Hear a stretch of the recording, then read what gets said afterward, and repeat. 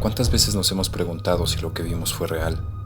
Si en verdad alguien nos tocó, si hay alguien caminando por la casa sin que podamos verlo. Hay miles de historias, leyendas, mitos y relatos sobrenaturales alrededor del mundo, y estas son solo algunas de ellas. Mi nombre es Luis Martín, y esto es LM Terror Nocturno. Bienvenidos.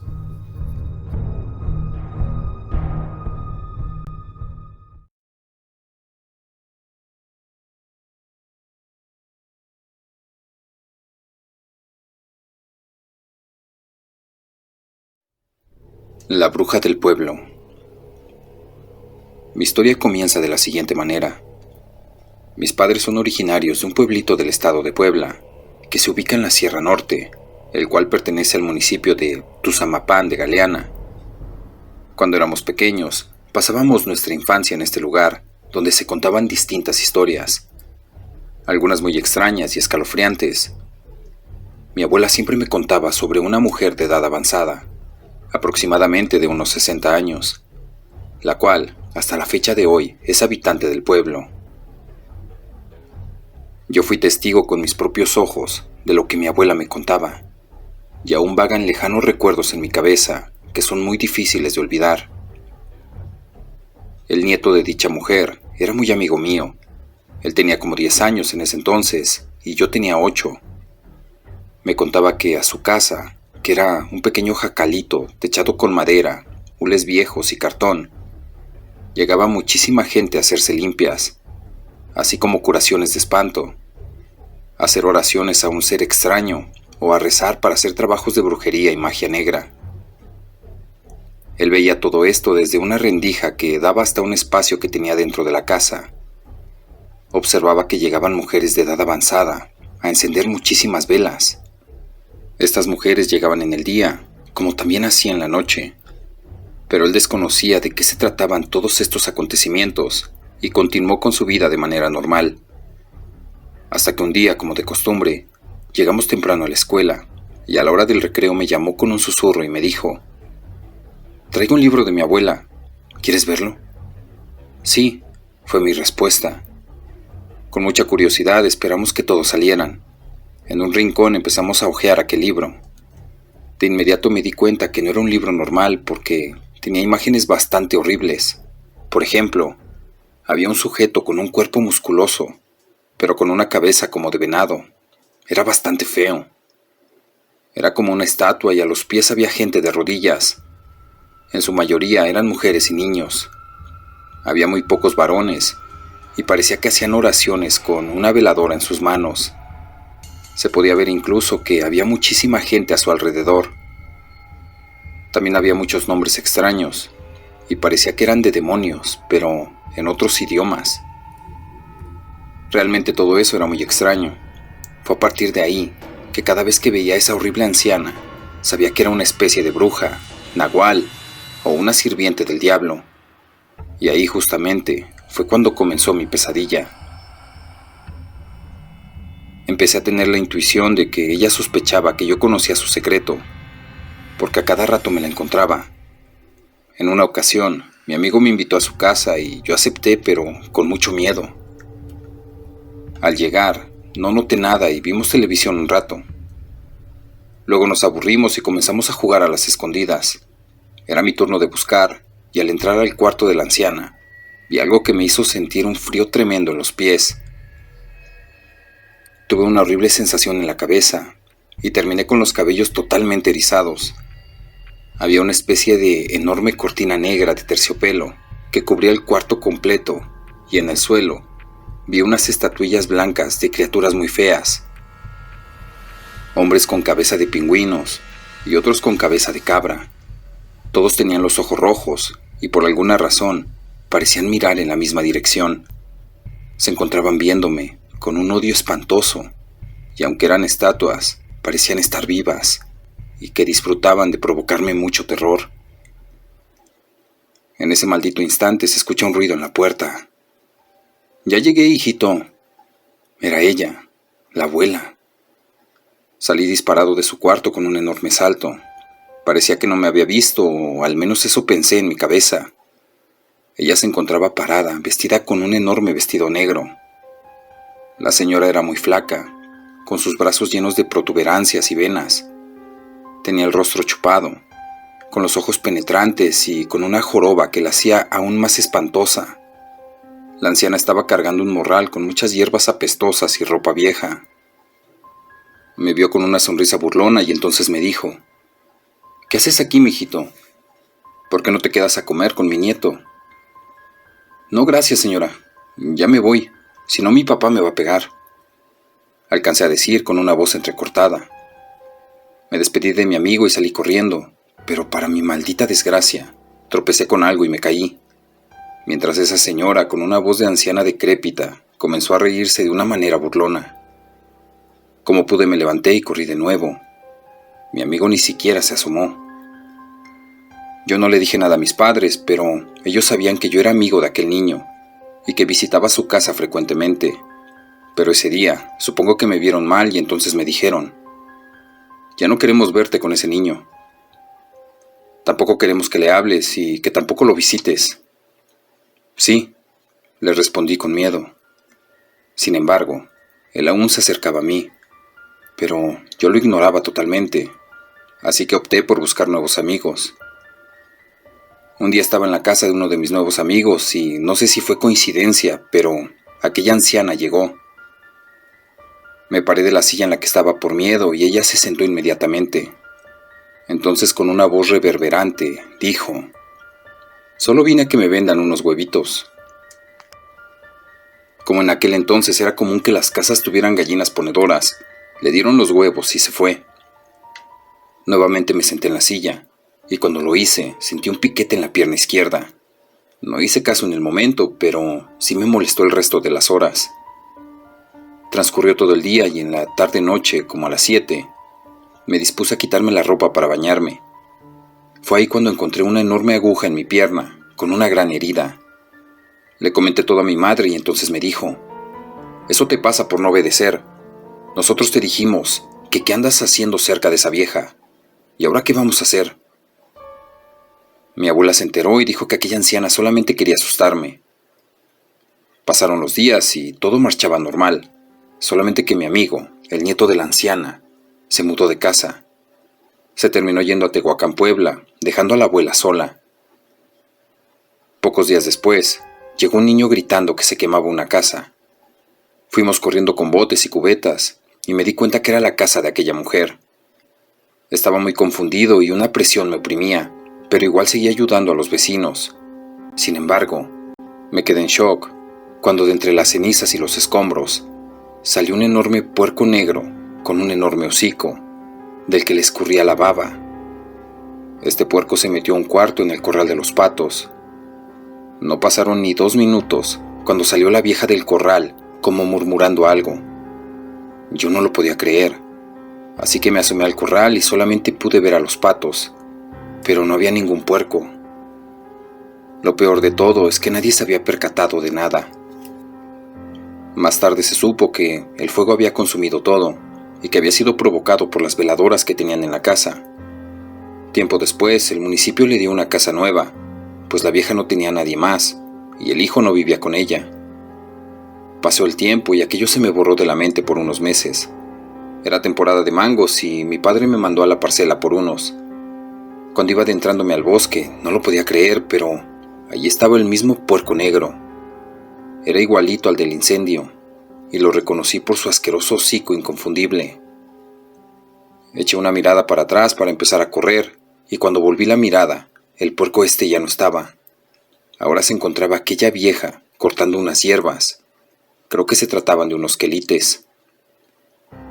Yo sabía que la anciana me había visto, así que ya no fui por los mangos y corrí la subida de la vereda como un rayo. Mientras huía, sentía una mirada atrás de mí, como si alguien me estuviera siguiendo. Debo decir que ya era muy tarde, y como allí es boscoso, la noche se hacía presente y el día estaba muriendo muy rápidamente. Elementos que multiplicaban el pánico y el terror que sentía. Llegué a mi casa y allí estaba la anciana, sentada en una silla de plástico tejido. Yo no lo podía creer, y ella solamente comenzó a reír mientras mi madre me miró sorprendida y me preguntó: ¿Y los mangos? ¿A poco ya regresaste? ¿Cómo eres flojo? De seguro ni siquiera fuiste, ¿verdad? Tu papá ya no tarda en llegar. Y a ver qué le dices. Solamente agaché la cabeza y me fui.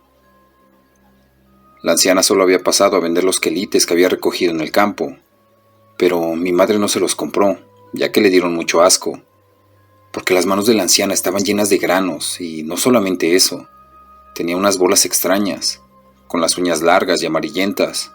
Aparte, de su pecho salía un enorme ronroneo, como si tuviera un gato dentro, y por si fuera poco, la anciana escupía dentro de la casa, sin importarle que mi madre estuviera ahí dentro. Ella se marchó y después de un rato llegó mi padre. Por suerte no me dijo nada por los mangos que no había recogido. Nos sentamos a cenar, pero mi madre sacó el tema y entonces le dijo: «Tu hijo no fue por los mangos, porque dice que vio a la vieja de doña Gloria y se regresó corriendo».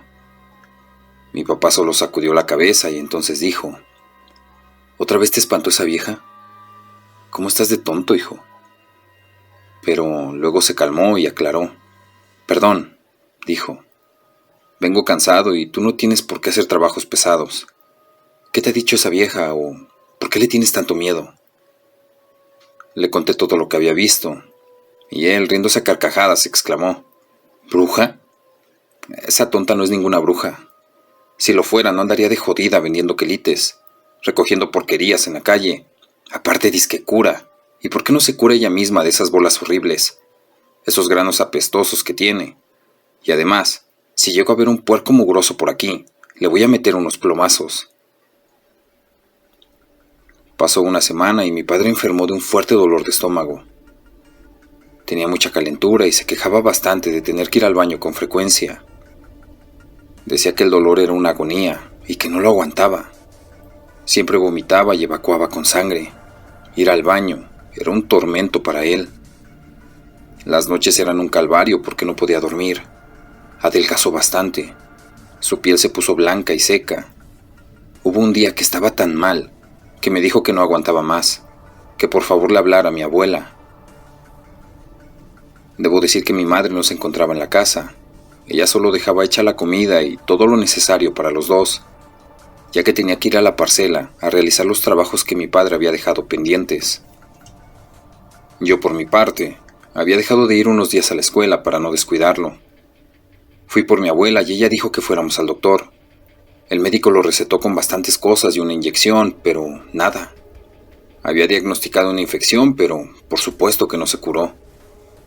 En ese punto, optamos por mejor llevarlo con una curandera. Al llegar, la curandera inmediatamente reconoció cierto mal. Lo revisó y limpió con unas hierbas de olores muy agradables. Tomó unos huevos, así como un copal incendiario, acompañado de muchos rezos a la Virgen. Mi papá tuvo algunas contracciones de cuerpo entero y comenzó a sudar bastante. Luego dijo que se empezó a sentir relajado, pero débil. Bastante débil, de hecho. La señora curandera puso agua en un vaso y con un huevo limpió a mi padre.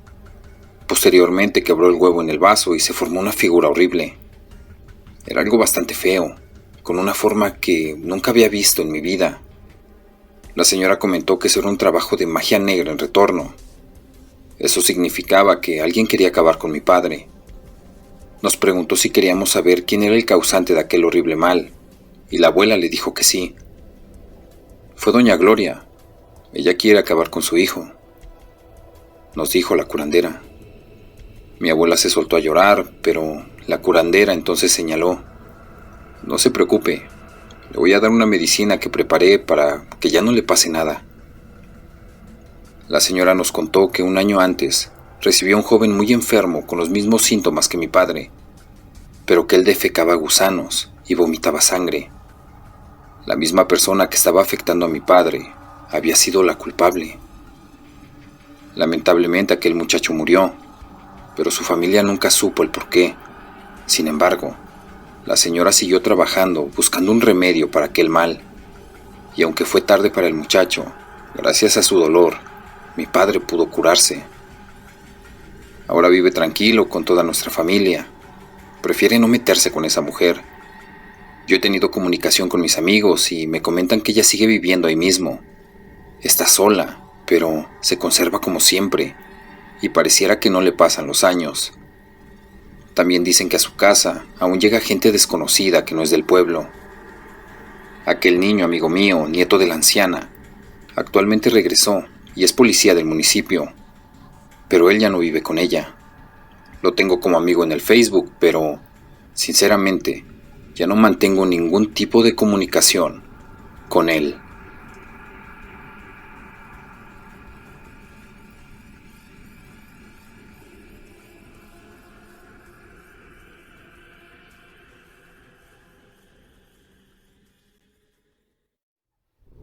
Brujas Tehuanas de Puebla. Relato anónimo. Era 1999. Yo estaba en un poblado en el estado de Puebla, un pequeño pueblo que se ubica al oriente de esta ciudad. Ahí parte de mi familia se había ido a vivir porque Puebla ya no era como antes. Cierta tarde me encontraba con mi prima María, cenando muy cerca del convento franciscano que hay en esa población. De pronto, una de las personas que se encontraban donde estábamos dijo: «Dios, ahí vienen las brujas». Esta misma mujer muy rápidamente se marchó del lugar. Cerca del pueblo hay un cerro, y justo de ahí se lograba ver cómo bajaban unas bolas como de paja encendidas. Yo solo veía cómo corrían todos de la plaza a sus casas. Realmente no entendía qué era lo que estaba pasando. Yo soy originaria de la Ciudad de México, así que estaba un poco incrédula con lo que estaba viendo. Mi prima que me estaba acompañando solamente me dijo: «Corre, Carla, o vete mejor a la casa de Juan Carlos». Juan Carlos era su primo, pero también era mi novio, aunque quiero aclarar que él y yo no éramos parientes. Me sentía rara por ver a toda esa gente correr como loca y decir cosas como «vienen las brujas». En mi mente corría la pregunta de qué era lo que estaba pasando, de cuáles brujas estaban hablando. Al final me fui a la casa de Juan Carlos y ya dentro me dijeron: «Carla, por favor ponte a rezar con nosotros». Vi que pusieron cal en la puerta y por fuera de esta una especie de cruz, así como rosarios en las ventanas y tijeras abiertas. Sentí la necesidad de ir a casa de mi abuela que quedaba a una cuadra, pero me dijeron que no saliera, que ni de loca me atreviera a hacerlo. Fue ahí donde les pedí una explicación de todo lo que estaba ocurriendo realmente. Entonces la hermana de Juan Carlos me dijo: «Las brujas. ¿De verdad no sabes qué son las brujas?». Yo a ciencia cierta no entendía bien lo que me trataba de decir. «Esas cosas bajan a chuparse a los bebés, y aquí está mi hermanita. Ellas ya saben que hay carne fresca en este lugar». Lo que me dijo me dejó con una sensación de exageración y miedo, pero terminé de creerle al poco rato. Claramente pude escuchar una especie de aleteos y risas macabras. La bebé, al escuchar esto, solamente se ponía a llorar y llorar. Me acerqué a Juan Carlos y me puse a rezar junto a él. Yo estaba aterrorizada por lo que estaba escuchando. De pronto, su papá, un señor grande pero fuerte, se armó con un palo y, lanzando maldiciones, salió de la casa. A mí me venció el sueño, me quedé en la sala con varios rosarios y palmas benditas que me pusieron encima mientras dormía. Cuando desperté, Juan Carlos no estaba. De hecho, no había nadie en la casa. Con mucho miedo salí y fui a la casa de mi tía, que estaba como a unas 2 cuadras de ahí. Entré por la puerta que estaba abierta. Iba saliendo un primo que me veía con ojos raros. Le dije: «¿Qué onda?». Y él me contestó: «¿Dónde estuviste?».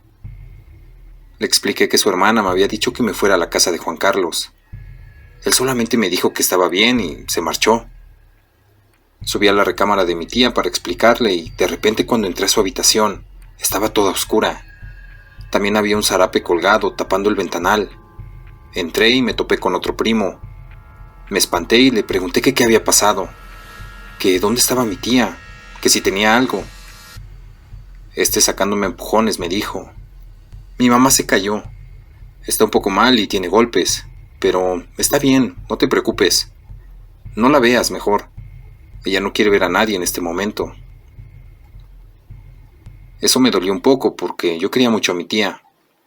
Decidí mejor volver a la Ciudad de México por unos días, pero antes le fui a avisar a Juan Carlos que me iba a marchar. Él se encontraba con su madre esa tarde, y así sin más me dijo: «¿Y tu tía cómo está?». Yo le dije que me había dicho mi primo que se había caído, pero que estaba bien, así que me iba a ir unos días para no estar molestando. La señora medio se burló entre dientes, diciendo: sí, se cayó tu tía, o más bien, cayeron. Le pregunté de qué estaba hablando y Juan Carlos solamente le dijo que mejor guardara silencio, y de ahí me llevó a la terminal. Regresé a los 15 días y mi tía seguía recuperándose. Cojeaba y estaba moreteada de varias partes del cuerpo. Fui a ver a Juan Carlos. Me abrió la puerta otra de sus hermanas. Ella me dijo directamente: Carla, tu tía es una bruja. Ni siquiera le dije un hola y le contesté con otra pregunta: ¿de qué me estás hablando? Entré y no estaba Juan Carlos, pero su madre me dijo que fuera a la cocina, y me platicó una gran cantidad de fechorías que mi tía había hecho, junto con mi prima María.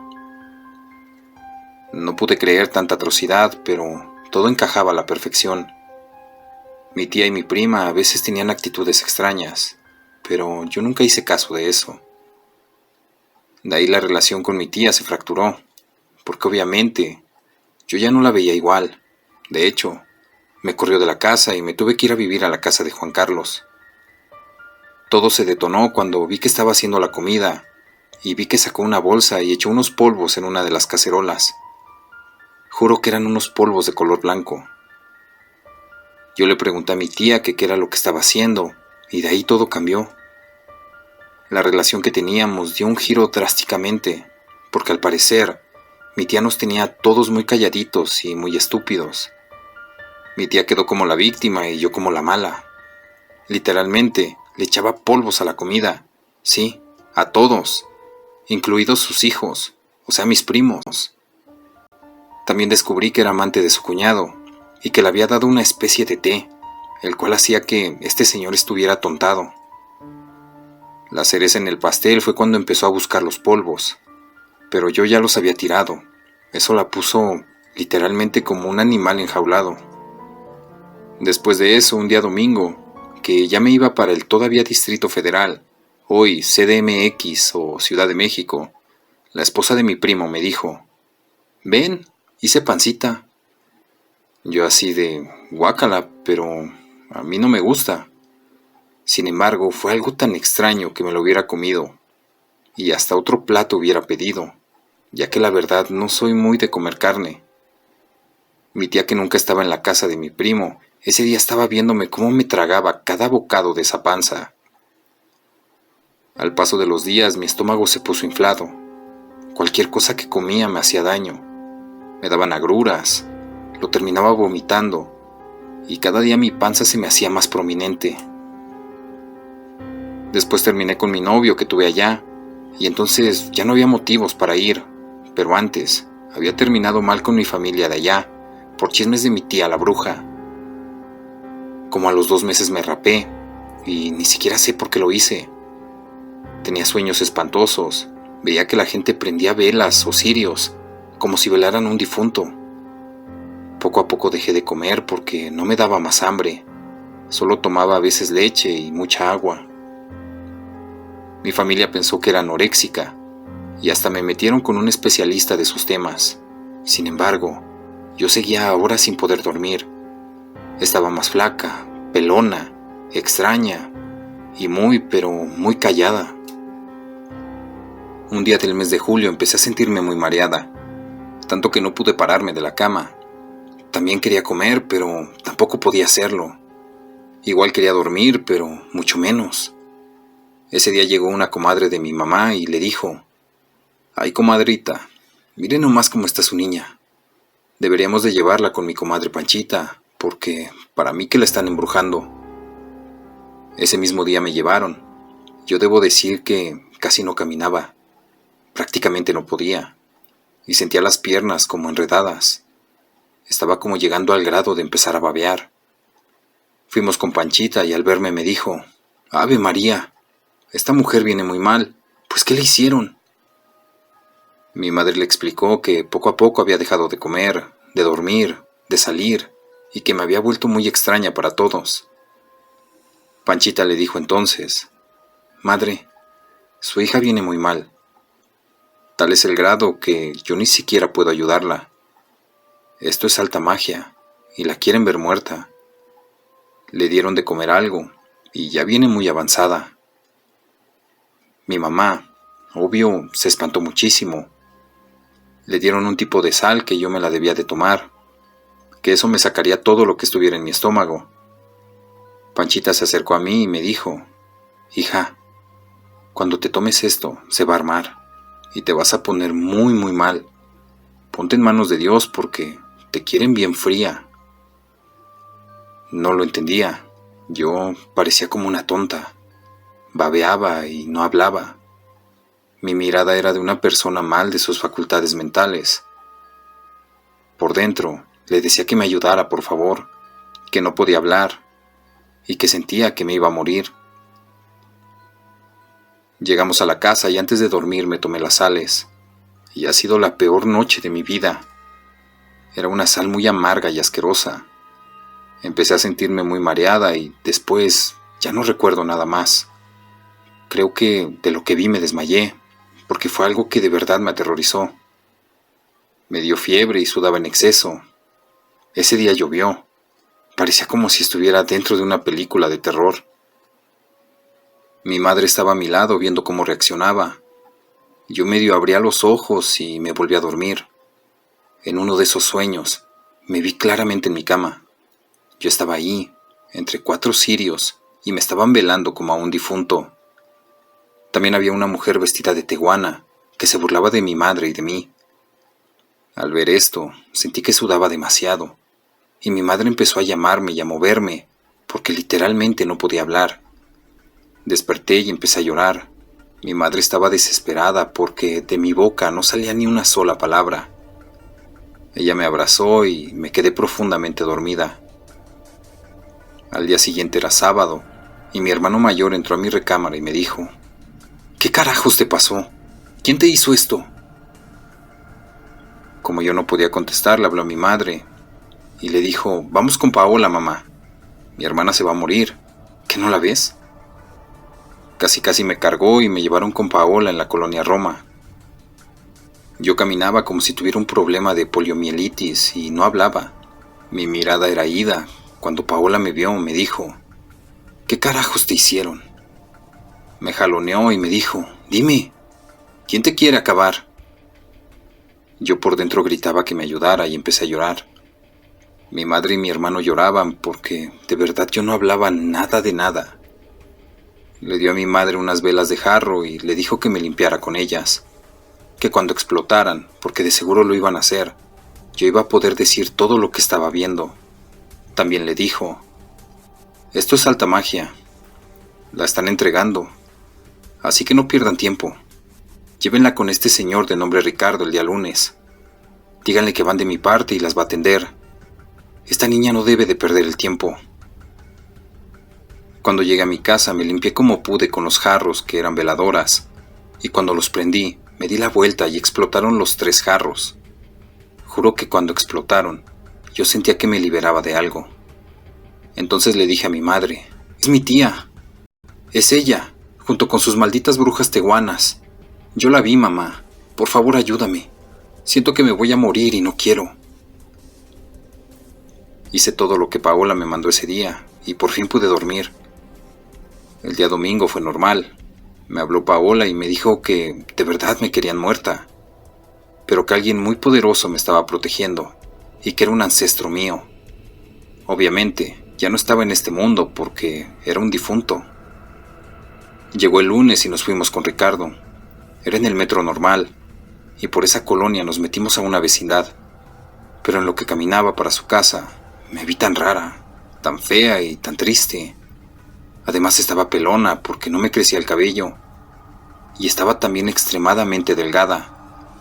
No sabía ni cómo estaba caminando con esas piernas tan delgadas que parecía que se iban a romper. Entonces llegamos y Ricardo me dijo: qué desgraciada es esta maldita que te está haciendo esto. Pásale, hija. Ahorita vamos a ver qué hacemos con esta desgraciada. Yo estaba temblando. Me echó las cartas y me dijo: ¿es un pariente tuyo? No, son 2. Madre e hija. y son brujas, pero de esas que se quitan las patas, y las que les están trabajando son otras brujas tehuanas, porque le caes mal a una de ellas.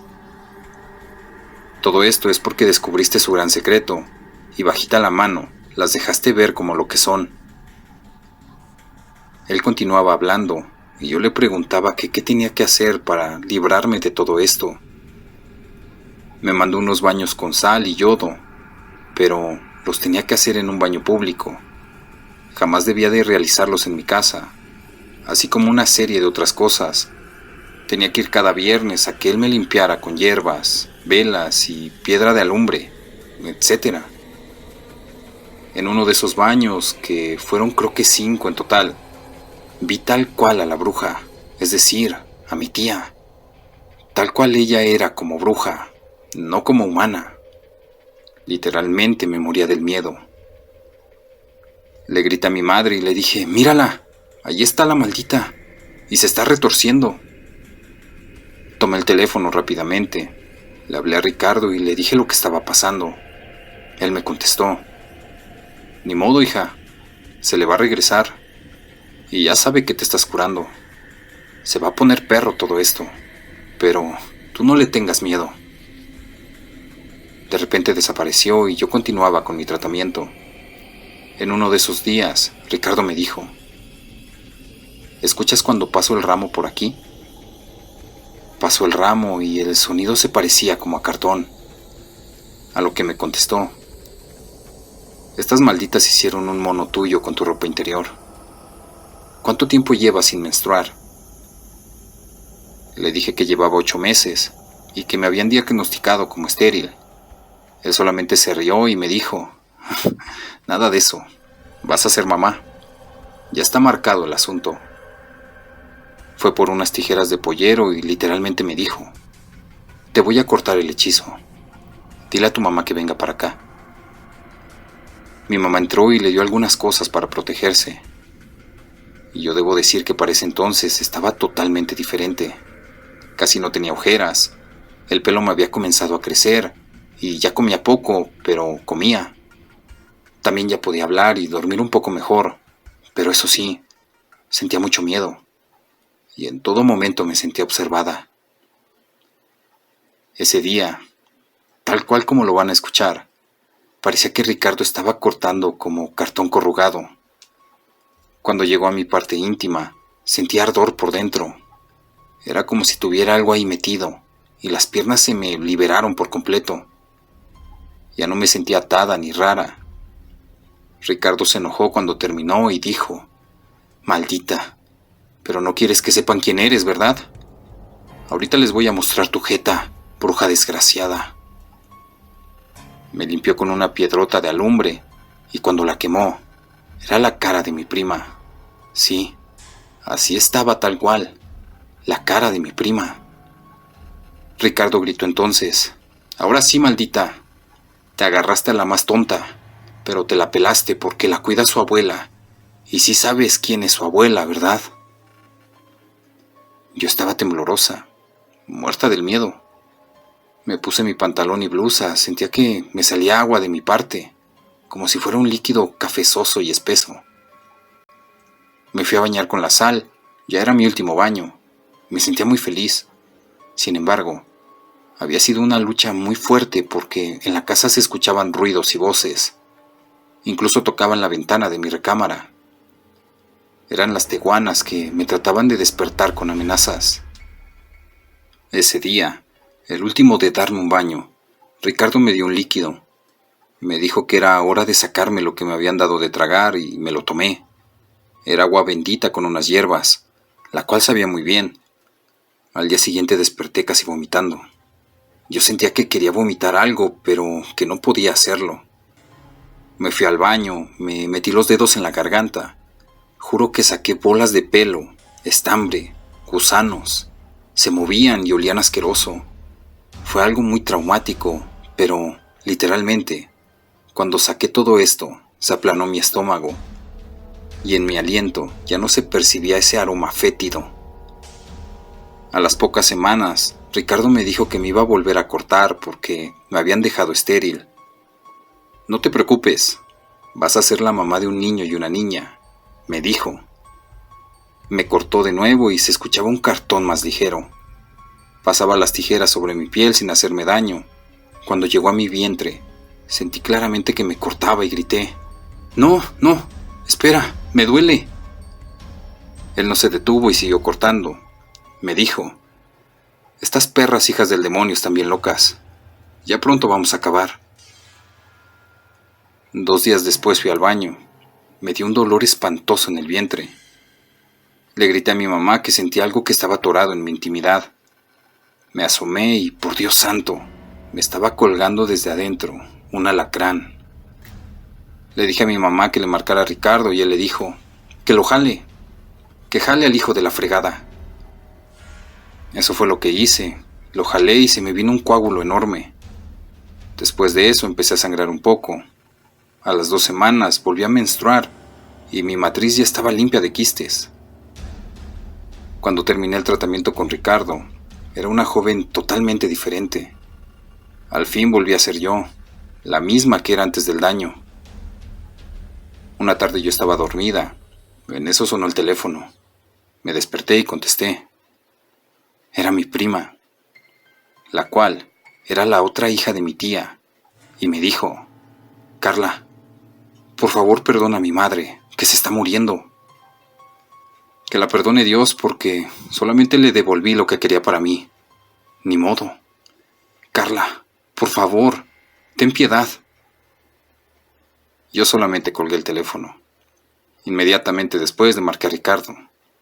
Él me dijo: «Hija, se le regresó el mal a tu tía, y si sobrevive, jamás te va a poder hacer algo. Nada de ella o su raza. La que murió fue la tehuana. Me vino a visitar ya muerta, y le dije que, pues ni modo. Que ella qué carajo se metía en problemas de tu tía». Esto que les cuento me pasó cuando apenas tenía 20 años. Cuando todo esto me pasó, por 1 año y medio de mi vida, fue lo más espantoso. Sin embargo, a pesar de todo este daño que me hicieron, de verdad no les guardo rencor alguno. Que Dios las perdone, pero que a mí ya no me molesten. Y todo esto fue por descubrir que mi tía era una bruja.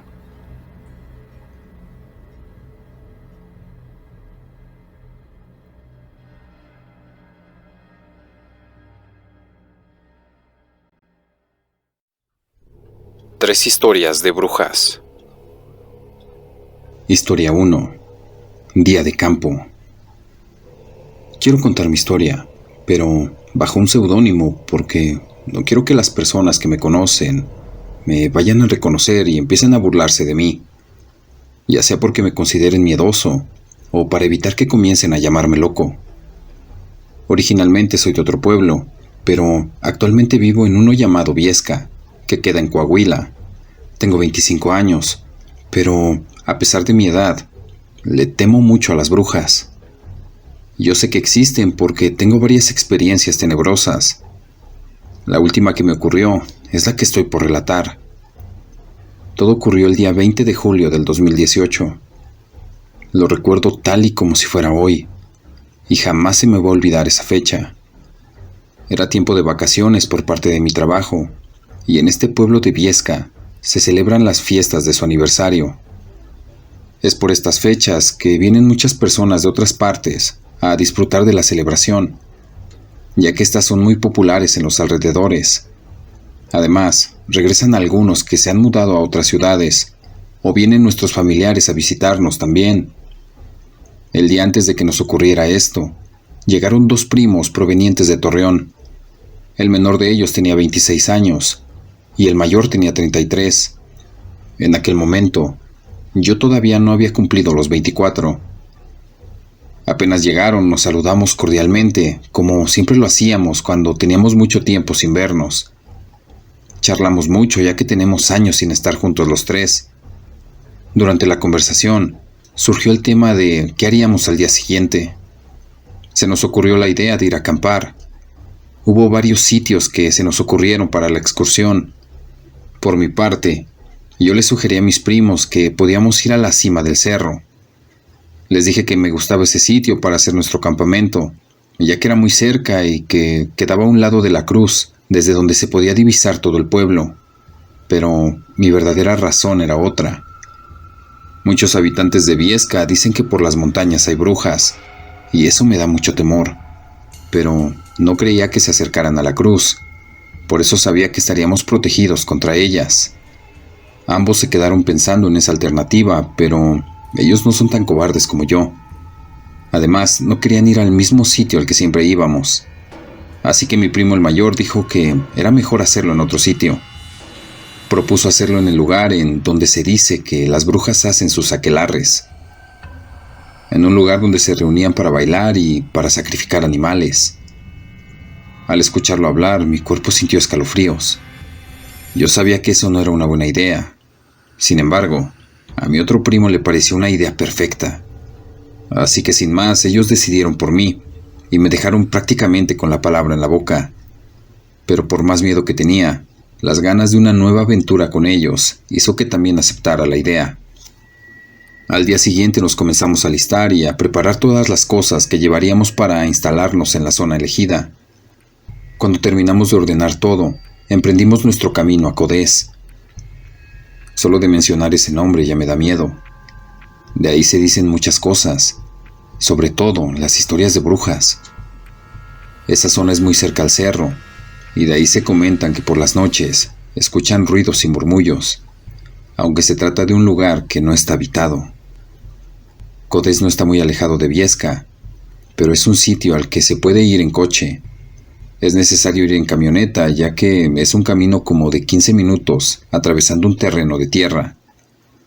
Al llegar, escogimos el lugar que estaba más plano, pero cercanos a los árboles para protegernos del clima y de los posibles animales que estuvieran en el lugar.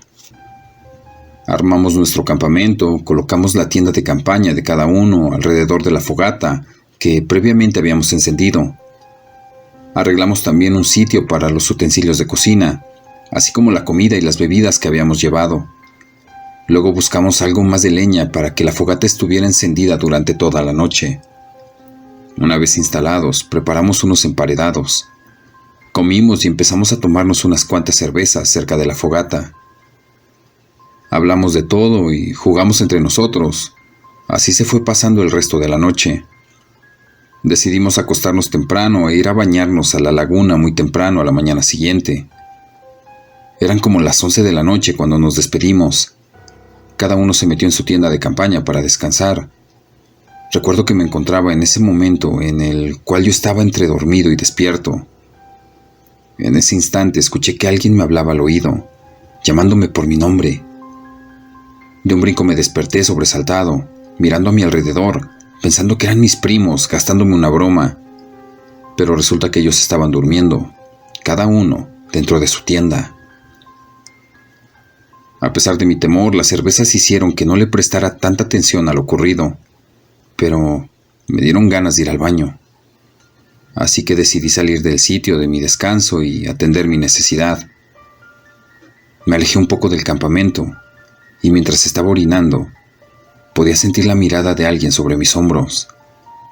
Incluso se podía decir que sentí como si fueran muchas personas las que lo estaban haciendo. Al mismo tiempo comencé a escuchar como si varias personas estuvieran caminando en círculos a mi alrededor, por lo que terminé lo que estaba haciendo e inmediatamente agarré una roca y la lancé hacia la maleza. Me quedé quieto observando, pero a los pocos segundos, violentamente me regresaron la roca que había aventado, rozándome en el brazo izquierdo. Sentí tanto miedo que ni siquiera pude sentir el dolor en ese momento, sino hasta algún tiempo después.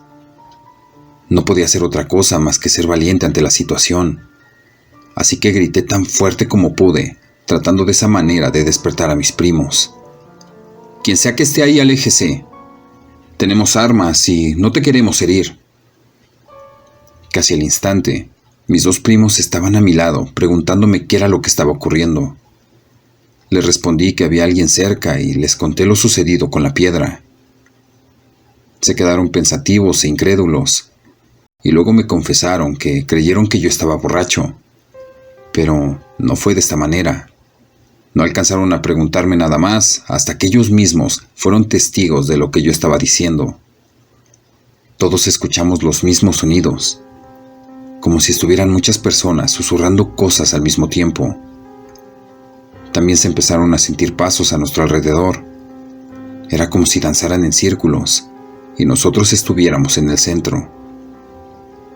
Aunque estaba la luz de la luna llena, más lo que iluminaba la fogata, era muy difícil saber quiénes o cuántos eran. Mi primo mayor cargó su pistola y disparó al aire, tratando de asustar a los extraños. Luego les advirtió que si no se iban, la iba a utilizar en contra de ellos. Pero lo que escuchamos después fue aterrador. Risas, carcajadas, aleteos, se escuchaban por todo el lugar, al igual que aquellos murmullos y susurros. Esta vez mi primo no tuvo contemplación y comenzó a disparar a todas partes. Yo supe que eso no serviría de nada porque estábamos rodeados de brujas. No podíamos hacer otra cosa que huir por nuestras vidas. Así que les dije lo que estaba sucediendo y que corriéramos a la camioneta, ya que era nuestra única vía de escape. Afortunadamente ambos me hicieron caso y corrimos a la camioneta con todas nuestras fuerzas. Apenas llegamos, nos encerramos y parecía como si trataran de abrir las puertas, pero afuera no había nadie. Mi primo trataba de encender la camioneta, pero algo se lo impedía. Eso era algo imposible que ocurriera porque la camioneta era nueva. Los tres estábamos desesperados y no sabíamos qué hacer en ese momento. Sabía que de algo me serviría haber investigado y aprendido tantas cosas acerca de las brujas. Debíamos gritarles groserías y rezar con mucha fe para que se alejaran y nos dejaran tranquilos. Así lo hicimos. Mientras uno rezaba, otro les gritaba y el otro hacía su mejor esfuerzo para encender la camioneta. Pero todos los esfuerzos hasta ese momento fueron en vano. Sentíamos que ya estaban cerca de entrar a nuestro escondite. Solo nos quedaba despedirnos esperando lo peor. ¿Quién sabe lo que harían con nosotros? Rezamos a Dios a viva voz, creyendo que sería lo último que haríamos en vida. En ese momento, los tres juntos lo hicimos con mucha fe. Poco a poco se fueron alejando los murmullos. Dejaron de reírse a carcajadas y la camioneta por fin encendió. Estaba amaneciendo y seguíamos con vida. Al parecer nos habíamos salvado de un ataque inminente. Dejando todas nuestras pertenencias atrás, mi primo emprendió nuestro camino de vuelta a toda velocidad. La vía se veía ahora más peligrosa que cuando habíamos llegado. Los 15 minutos para llegar a casa parecieron eternos. Aún escuchábamos un lejano aleteo, por lo que rezamos durante todo el trayecto. Sabíamos que había sido un completo error haber escogido aquel aterrador lugar para ir a acampar. Desde ese momento no hemos vuelto a acampar, mucho menos hemos regresado a aquel sitio, ni siquiera a recoger todo lo que habíamos dejado aquella noche.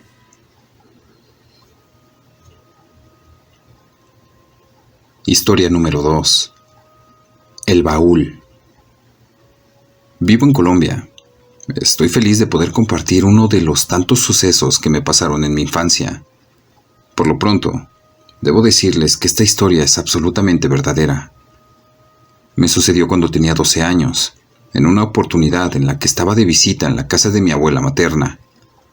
Debo empezar comentando que desde niña tengo la facultad de ver espíritus, así como sentir energías y algunas otras cosas, por lo que no era una de esas niñas que se asusten con facilidad. Como todas las tardes de los viernes, mi abuela materna acostumbraba a buscarnos a mi hermano y a mí para llevarnos a su casa durante todo el fin de semana. Nos ayudaba un poco con eso, sobre todo a mi papá, ya que mi madre había fallecido cuando tenía 2 años. La casa de mis abuelitos era muy tranquila.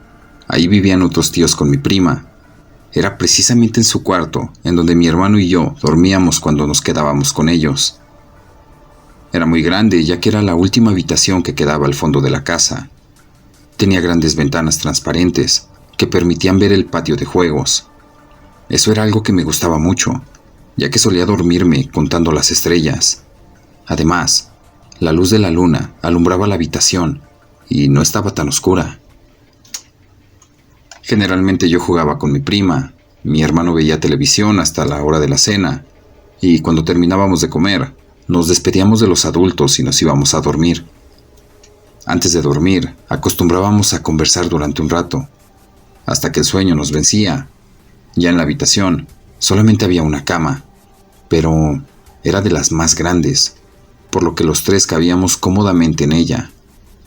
Mi hermano era el más miedoso de los tres, por lo que siempre escogía el lado de la cama que estaba cerca de la pared.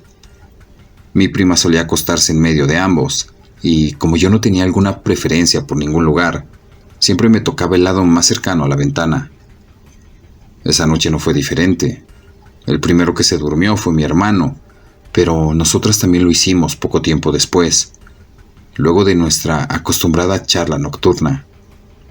Al poco rato de estar dormida, de repente empecé a sentir una energía pesada, pero no era una que hubiera sentido antes, así que abrí los ojos en ese momento.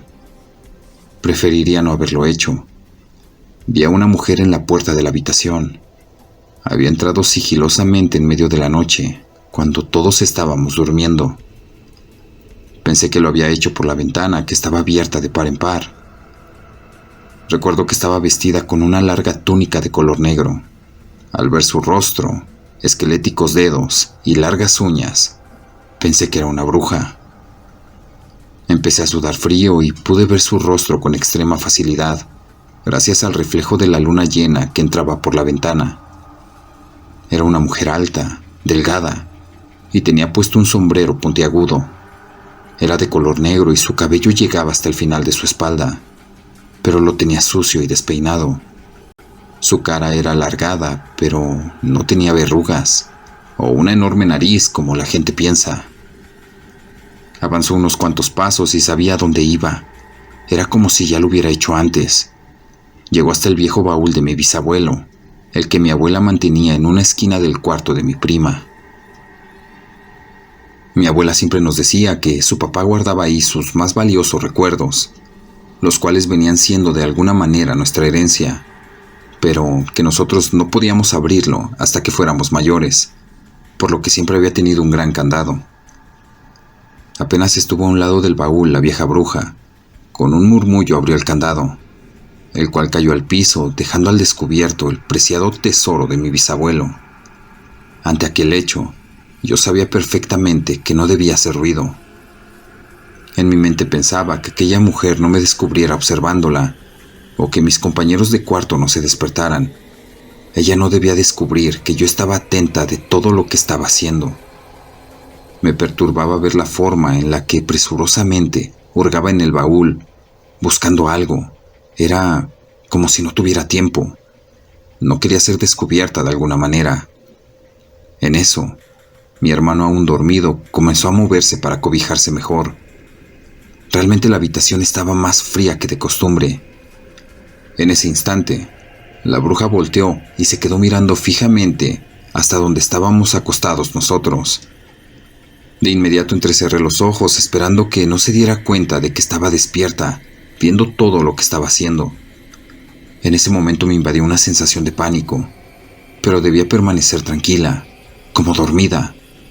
No respiré por varios segundos al darme cuenta de que se acercaba hacia mí. De hecho, se paró justamente al lado de la cama. Supongo que, por mi instinto de supervivencia, por ser mi primera experiencia de este tipo, seguía haciéndome la dormida. Cerré mis ojos completamente, pero ella comenzó a reírse sigilosamente y me dijo en susurros: «Mocosa, ya te vi». Mi corazón palpitaba a mil porque pensaba que me llevaría con ella, o que algo muy malo pasaría porque no podía moverme o emitir un solo sonido para pedir ayuda. Sabía que en cualquier momento podría lastimarme.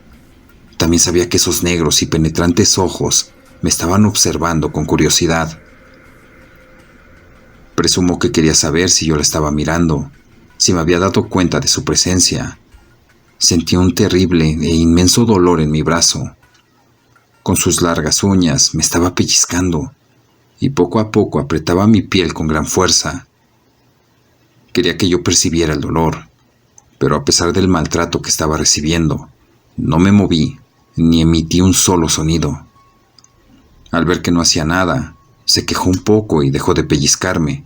Al parecer, el tiempo se le estaba terminando. Por distraerse conmigo, no había podido conseguir lo que estaba buscando. Por la ventana salió de la habitación y yo pude volver a abrir mis ojos por completo. Con claridad pude ver cómo esta mujer llegó al patio, cuando tomó lo que creo que era una escoba, aunque, sinceramente, no sé si fue eso realmente. Volvió a mirar hacia adentro de la habitación y su mirada se cruzó con la mía. En ese momento supe que ella no me podía hacer daño, que yo era tanto o más poderosa que ella.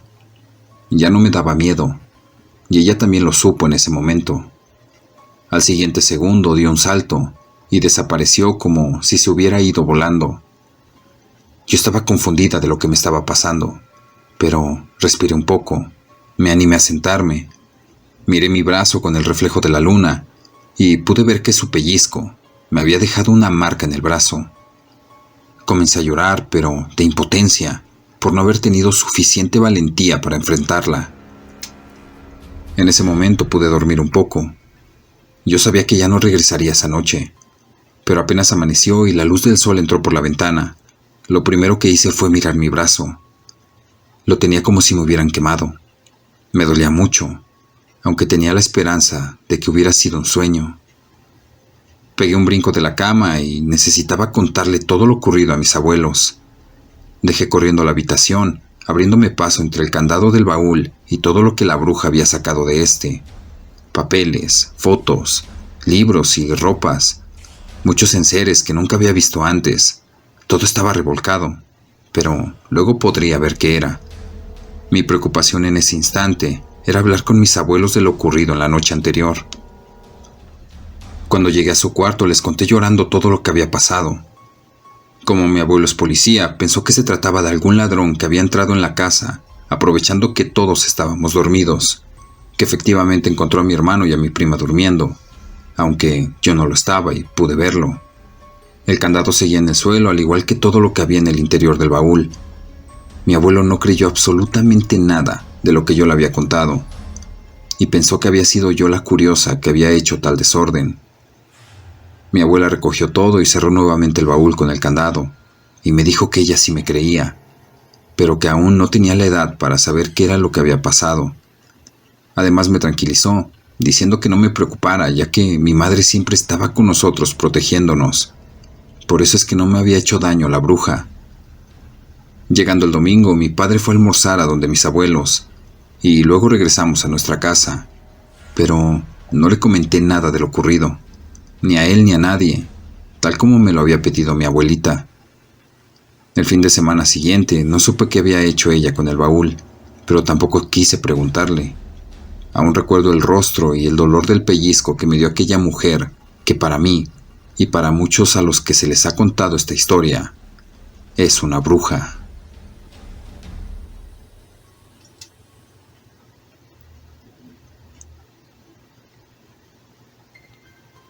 Historia número 3. El bautizo. Mi nombre es Eduardo, y este relato proviene de una historia real contada por mi abuela. Ocurrió en Panamá, en la provincia de Chiriquí, específicamente en una región llamada San Carlos. Esta es una región de montañas, bosques extensos y de hermosos y verdes paisajes, pero no es muy conocida por muchos, ya que está muy alejada de la ciudad central. Ella cuenta que en ese pueblo había un señor llamado Don Guillermo, de aproximadamente unos 35 años. Él era un hombre solitario y no tenía esposa ni hijos. Vivía solo en una casa pequeña de madera, como a unos 30 minutos de distancia del colegiado del pueblo. Los habitantes le preguntaban si no le daba miedo vivir en esos terrenos tan alejados, en donde era común ver espíritus deambulando y espantando a todos por los caminos, especialmente por las noches. Al principio lo tomaba como una broma, pero al pasar el tiempo ya empezó a molestarse por la situación. Simplemente contestaba que no se entrometieran en su vida y que no creía para nada en ese tipo de historias. Cierto día, al llegar por la noche a su casa, después de trabajar, notó algo muy extraño. alguien había preparado la cena. También lavado y arreglado toda su ropa. E incluso habían dejado encendidas las lámparas de vela. A partir de ese momento, día tras día, al llegar de su trabajo, veía que todo en su casa estaba perfectamente arreglado. Pero no sabía quién era la persona que lo estaba haciendo, por lo que decidió poner una trampa para descubrirla. Un día trató de alborotar la casa de tal forma que fuera imposible arreglar todo antes de que él regresara del trabajo. Hizo tan bien su trabajo de alborotar su casa que al día siguiente ni él mismo podía conseguir salir. Como de rutina, tomó su caballo, lo preparó, se montó en él para hacer como que se iba del lugar hacia su trabajo. Sin embargo, después de haberse puesto en marcha y alejarse un poco de la casa, se bajó del caballo, lo escondió en un terreno vecino y se puso a esperar. Mayor fue su sorpresa al ver a una hermosa y joven chica entrando a su casa. Él quedó extrañado ya que no la conocía. Es más, nunca la había visto en toda su vida. Así que salió de inmediato de donde estaba y se fue para su casa a enfrentarla. Le preguntó que quién era y que qué hacía en su casa sin su permiso. Ella, con su cara cabizbaja, le pidió disculpas de mil maneras, tratando de explicarle. Ella no era del pueblo, no tenía dónde vivir, por lo que se quedaba descansando, comía y se bañaba en su casa cuando él no estaba. Y ella, a cambio, organizaba todo. Don Guillermo le dijo que se sentara con él y que le hablara más sobre ella. Así supo que ella se llamaba Agustina y había tenido problemas donde vivía. Era de las afueras de San Carlos. Tenía 26 años y por las noches dormía en el bosque. Como él estaba solo en esa casa, le dijo que si quería se podía quedar con él, pero que lo siguiera ayudando con todas las labores hogareñas. Así lo hicieron por algunos meses hasta que se volvieron pareja.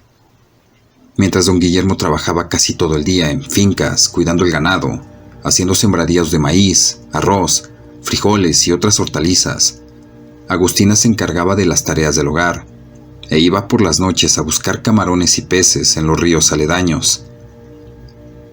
Un año después de ser pareja, de su gran amor nació un niño muy saludable y hermoso, al cual le pusieron el mismo nombre que su padre, pero casi desde el principio comenzaron los problemas entre ellos. Don Guillermo quería bautizarlo, pero Agustina no quería hacerlo.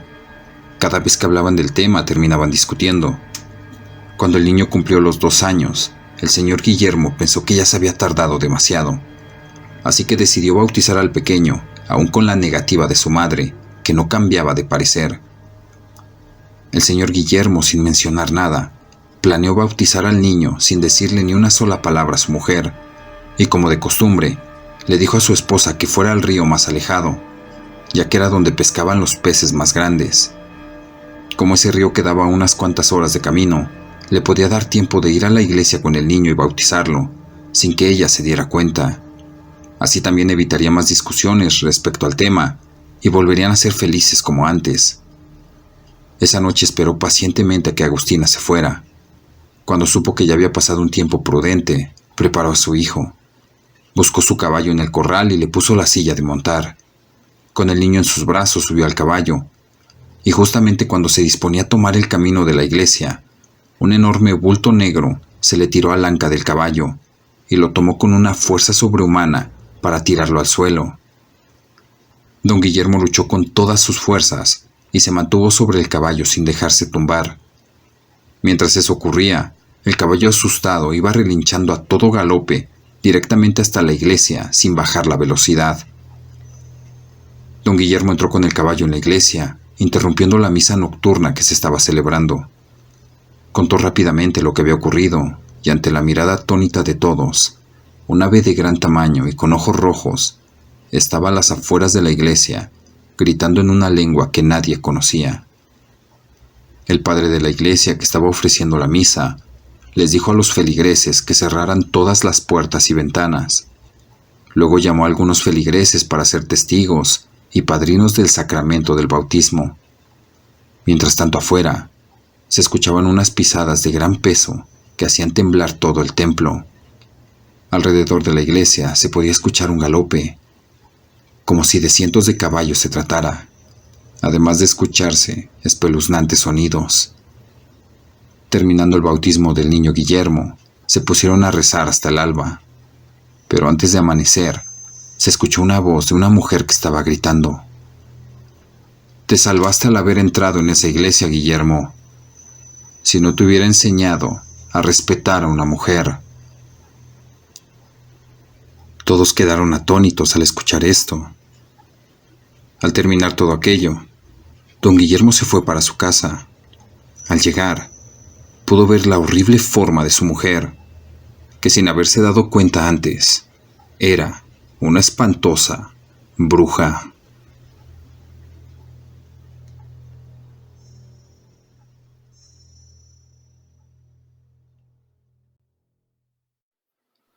El abrazo de la muerte. Un grupo de amigos salió de un bar en Morelia, el cual cerraba sus puertas tratando de evitar una fuerte sanción, o en su defecto, desembolsar una jugosa gratificación al no respetar el horario oficial de cierre. Uno de ellos, cerrándole el paso a los demás y con voz descompuesta por el alcohol, dijo: «Miren, son apenas las 11 de la noche. ¿Por qué no vamos a conseguir otra botella para seguir la fiesta?» «No, Pulga, por hoy ya estuvo bueno», respondió el más tranquilo del grupo. «Acuérdate que mañana hay que ir a jugar a las 8 de la mañana». «Uy, qué aburrido. ¿Tú qué dices, diablo?» Este otro amigo era un misterio para los demás. Era alto, de cabello largo, mal peinado, vestido siempre de mezclilla. A veces tenía una actitud siniestra. Su mirada era profunda, sin expresión, y nadie sabía de qué o cómo vivía. Haciendo un movimiento lento, respondió: «Yo sí voy. De todos modos, no tengo nada que hacer mañana». En ese momento volteó a mirar a los demás y continuó: «Entonces, ¿van o se quedan?» Todos respondieron con un movimiento negativo y se despidieron, dejando solos al Pulga y al Diablo, los cuales vieron a sus amigos perderse en medio de las calles poco iluminadas, las que, con la negrura de la noche, parecían caminos siniestros que no conducen a nada más que a una muerte segura. «Bueno, ahora vamos a conseguir esa botella que buena falta me hace. Empiezo a sentir algo de frío», le dijo el Diablo a su amigo tomándolo del hombro. «Va, pues, ya sabes que estoy más puesto que un calcetín», contestó animado el Pulga. «Pero, ¿tienes dinero?» «No, en el bar cooperé con lo último que traía. Pero vamos a Carrillo, ahí tengo unos amigos, a ver si me quieren fiar, aunque sea una charanda». «No», dijo el Diablo molesto. «Mejor conseguimos una a mi manera, sin tener que deberle nada a nadie». Y así, haciendo un ademán, se encaminaron hacia uno de los puentes del río Chiquito, y estando ahí, esperaron pacientemente a que pasara algún noctámbulo despistado y perdido bajo aquel telón oscuro de esa noche fría, la cual no dejaba ver más allá de una cuadra. Al fin, su larga espera fue aliviada cuando vieron aproximarse a un transeúnte. Cuando lo vieron cerca, el Diablo lo abordó pidiéndole la cartera y amenazándolo a la vez con una navaja que le pasaba por el estómago, como si estuviera sedienta de probar sus entrañas.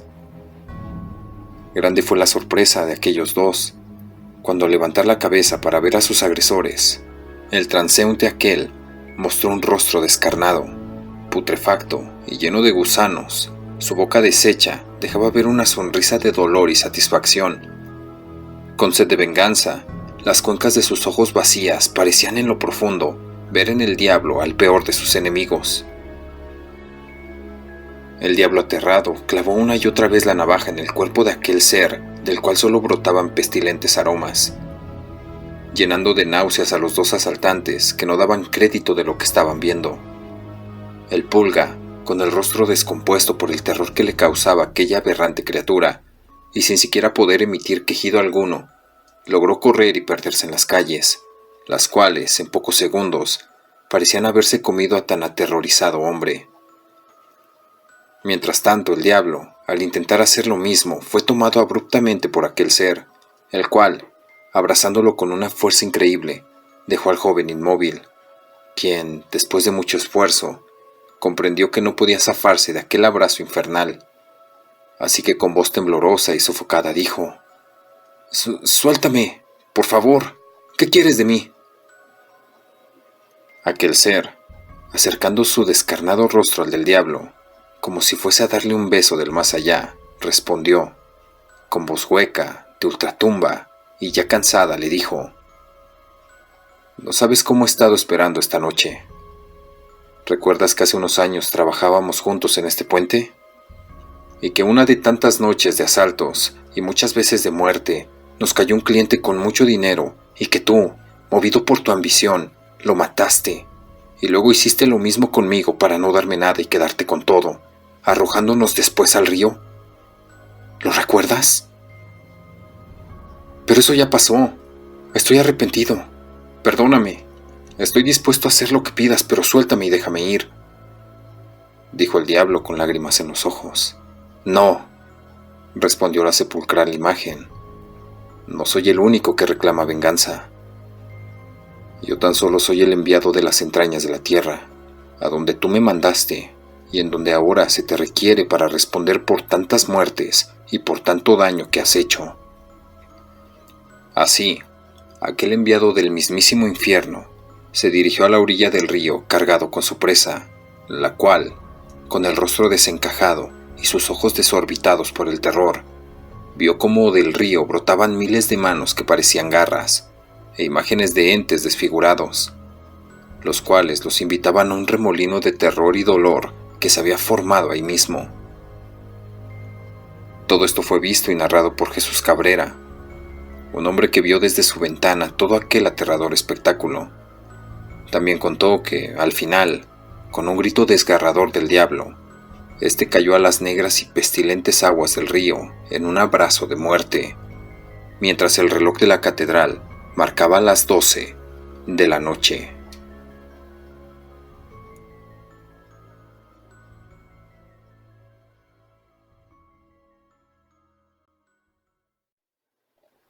El hombre sin párpados. Pocas son las leyendas de terror argentinas que pueden asustar tanto como la del hombre sin párpados. De hecho, tanto es así que no es de sorprender que no la conozcas, ya que su divulgación es tan pobre en el resto de Latinoamérica que sencillamente se hace mucho más seco de lo perturbadora que es.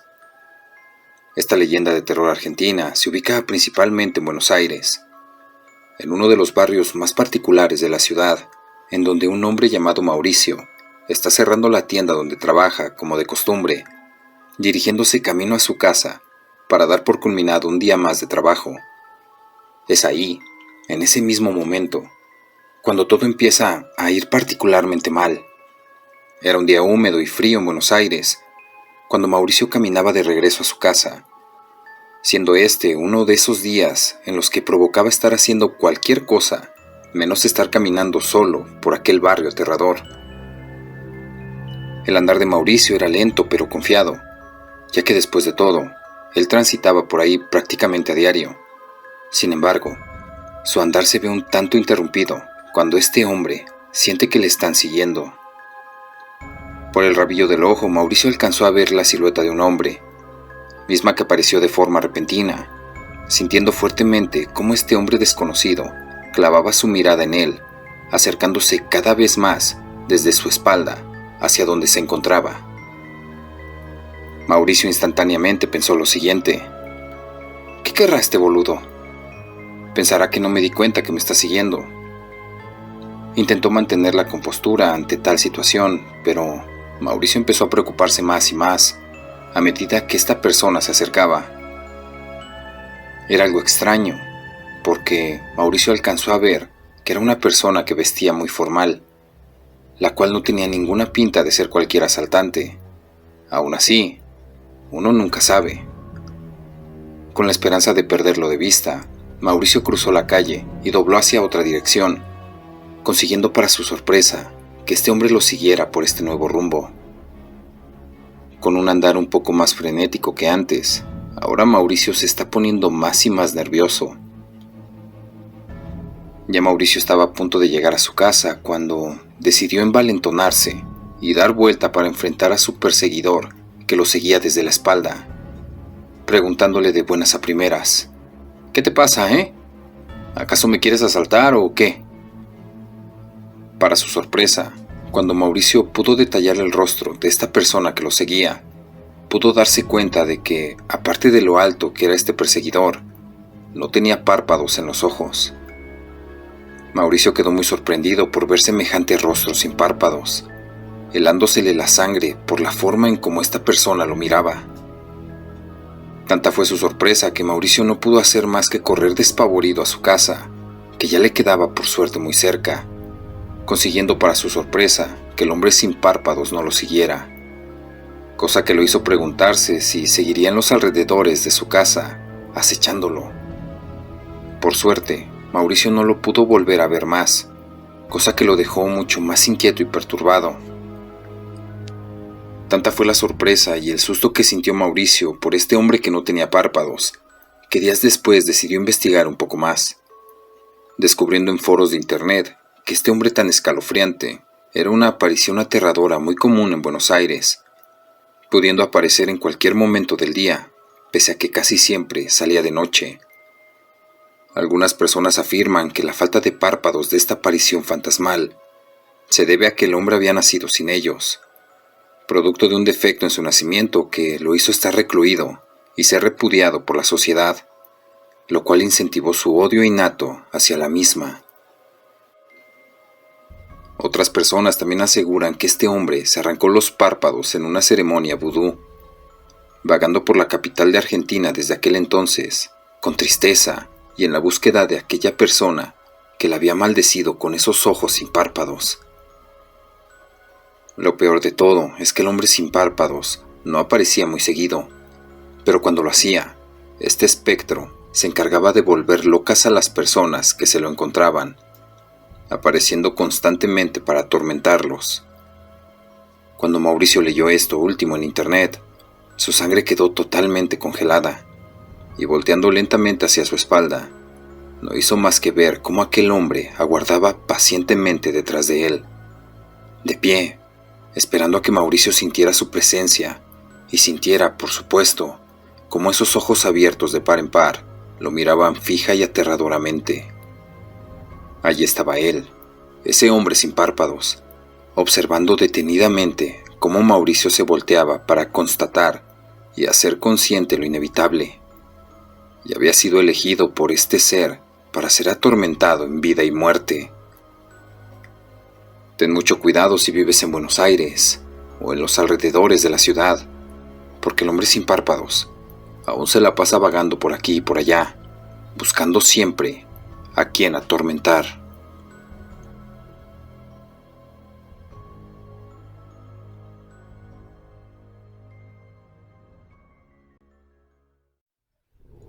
La Llorona, leyenda de Iztapalapa, Ciudad de México. Esta es una leyenda de Iztapalapa. Todo comenzó con una señora llamada Sara, que contaba su propia versión de La Llorona. Al hacerlo movía la cabeza y se fumaba siempre un cigarro. El humo giraba alrededor de Sarita, con la primera bocanada que sus labios echaban, lo que producía una especie de aura sobrenatural que la envolvía. Cuando Manuel Ávila Camacho llegó a la presidencia del país, doña Sara tenía 2 años de haber enviudado. Era una mujer bastante joven, 23 años, con 4 hijos y la hacienda de San Nicolás a su cargo.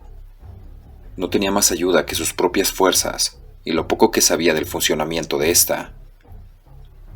El esposo había fallecido de un ataque al corazón, a la edad de 35 años. Se dice que fue provocado por los problemas económicos debidos al funcionamiento de la hacienda, a la que le habían sido expropiadas más de la mitad de sus tierras en el gobierno de Lázaro Cárdenas, para repartírselas a los campesinos. Aún así, la hacienda San Nicolás contaba con más de 100 de cabezas de ganado vacuno, otro tanto de ganado porcino, y un pequeño ferrocarril que se encargaba de transportar el trigo y el maíz a la estación Peñón. Todavía no hemos contado cómo era Sarita. Ella tenía un cuerpo esbelto y un rostro de líneas puras. Parecía una santa, además de la presencia señorial con que su naturaleza femenina la había dotado. Le sobraban los pretendientes, que en vano intentaron ocupar el lugar dejado por el esposo. En las fiestas de Iztapalapa, San Lucas y aún en las que se daban en el centro de Coyoacán, no existía ninguna otra dama, por bella que fuera, que opacara su presencia. Pero lo que nadie sabía era que doña Sara se había propuesto respetar por siempre la memoria del esposo difunto, cuidar de sus 4 hijos y rescatar la hacienda, por lo que no dudó en hacerse cargo de trabajos que en aquel entonces eran considerados propios de hombres, como la limpieza de los establos o conducir una camioneta en la que transportaba material para las reparaciones de la casa y de las instalaciones, además de acarrear abono para las tierras y entregar trigo y maíz a compradores. Sumado a todo lo anterior, en el tiempo de la cosecha o de la siembra, doña Sara se unía a una cuadrilla de trabajadores para participar en las labores, por lo que se ganó un especial aprecio por parte de las 30 personas que trabajaban para ella. Las siembras de trigo y maíz florecieron, como florecieron también los campos de alfalfa, frijol y cebada, que eran los principales cultivos. La alegría se respiraba en el aire, pues la hacienda era una fiesta eterna de luz y color. En otras palabras, un lugar para las ilusiones y los sueños. Toda su vida consistía en trabajo duro y la felicidad que esto le producía. Pero las cosas cambiaron cuando, en una de las peores noches de la temporada de lluvia, un par de mujeres jóvenes tocaron a la puerta de la casa para avisar que una de las vacas estaba mal pariendo. Doña Sara se cubrió con un traje impermeable y salió decidida, pues muchas veces se había encargado de este tipo de labores. Desde la tarde había empezado a caer la peor lluvia en años, y se prolongó durante horas hasta entrada la noche. Esto hizo que los trabajadores se ocuparan de desaguar las tierras y reforzar los canales para tratar de evitar la ruina de las siembras. «Usted perdone, Sarita, por no saber bien qué hacer en estos casos», dijo una de las mujeres que se cubrían de la lluvia con gabanes y sombreros de ala ancha. Los relámpagos rompían la oscuridad con lamparazos de luz que parecían golpear los muros de la casona y el enorme charco en el que se habían convertido los caminos. Las 3 mujeres, alumbradas por los rayos, parecían 3 espectros que seguían con mucha dificultad su avance hacia el establo principal. De pronto, el croar de la rana se silenció. Un rayo cayó en un árbol a no más de 100 pasos de ellas, estremeciendo la tierra y obligándolas a buscar refugio. Al estar a menos de 50 metros del establo, Sarita creyó escuchar un lejano lamento de una mujer que la hizo estremecer de escalofríos. Las señoras quedaron paralizadas, mirándose una a otra, como preguntándose si habían escuchado bien. Un segundo grito se escuchó todavía más cerca. Venía de una zona pantanosa, y fue demasiado claro como para que doña Sara dudara de haberlo escuchado. Sus 2 acompañantes detuvieron su paso y se abrazaron a ella. «Cálmense, debe de tratarse de una broma», dijo Sarita. El tercer grito brotó a unos cuantos pasos de ellas y les heló la sangre.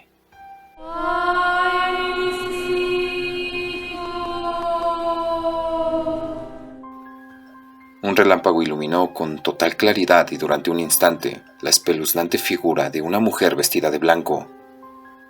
La cabellera se sacudía en el aire como si fueran miles de serpientes, y su rostro parecía distorsionado por la diabólica maldición que la perseguía. Pero lo que más espantó a las mujeres fueron los pies, que flotaban a varios centímetros del suelo.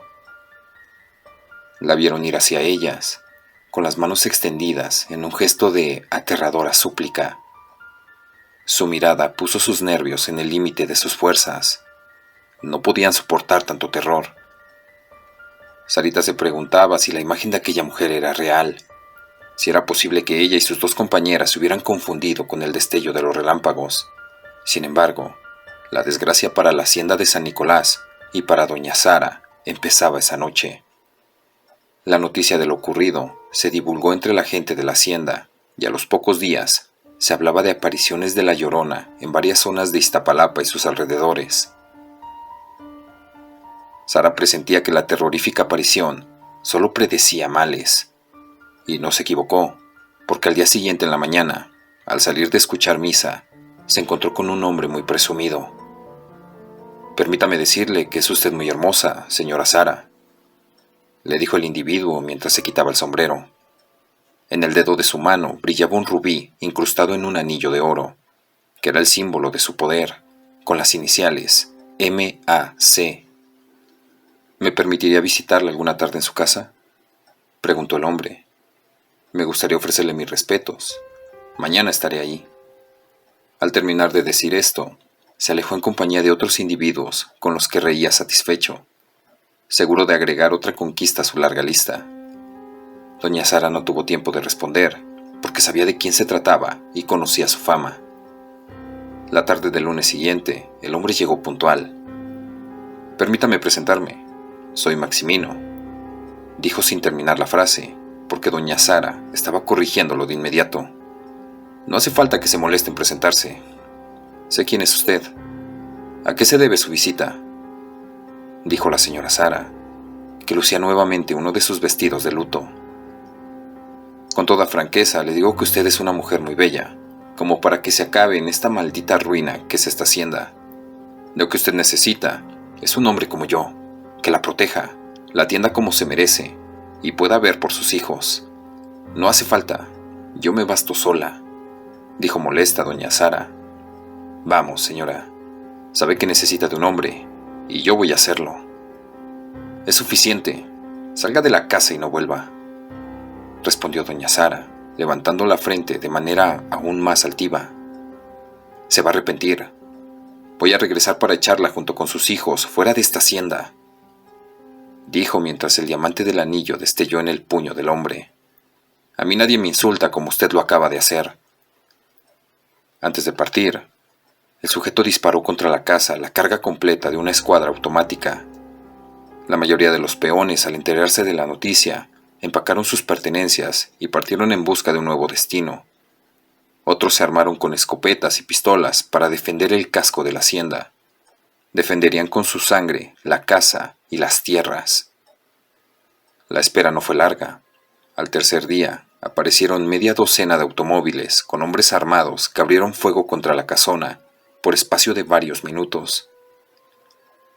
Otra mañana, aparecieron camiones con cuadrillas de trabajadores para cercar con alambre de púas las tierras de la hacienda, dejando libres únicamente el casco y el establo. Al mismo tiempo, se presentó un leguleyo, es decir, un disque abogado, para entregar un oficio con el sello del escudo nacional en el que se notificaba que el gobierno había expropiado las tierras por causa de utilidad nacional. Mientras tanto, varios destacamentos de soldados de inmediato montaron guardia para custodiar las tierras expropiadas. Hasta aquí llegó la hacienda de San Nicolás. No hay remedio, lamentó doña Sara al ver todo lo que estaba sucediendo. Entonces remató la casa, el ganado y los objetos de valor que todavía poseía. Entregó dinero a los pocos trabajadores que se habían quedado a defender la hacienda y fue a vivir junto con sus hijos en la casa que tenía cerca del centro de Coyoacán. La última noche que pasó en la hacienda, volvió a escuchar a la llorona frente a la casa. Igual que en la primera ocasión, las ranas dejaron de croar en los pantanos, sumiendo a la casa y sus alrededores en medio de un espantoso silencio. Primero fue un grito que llegaba de lejos, semejante al aullido del viento. Algunos segundos después, el grito se escuchó frente a la casa, e instantes más tarde, el tercer y último grito se perdió en un eco que se prolongó durante mucho tiempo. Sarita abrazó a sus hijos, que se acurrucaron con ella. Al día siguiente, con lágrimas en los ojos, abandonó la hacienda al volante de la camioneta. Desde ese entonces, doña Sarita, rodeada por las cabelleras de humo que brotan entre una y otra fumada a su ocasional cigarro, contó esta historia con el tranquilo acento de quien posee recuerdos que no terminan de doler. Pobres de los infelices que escuchen el grito de esa mujer, porque siempre suceden cosas terribles, decía siempre al terminar su historia, cuyo tono de advertencia siempre causaba temor a quienes la escucharan.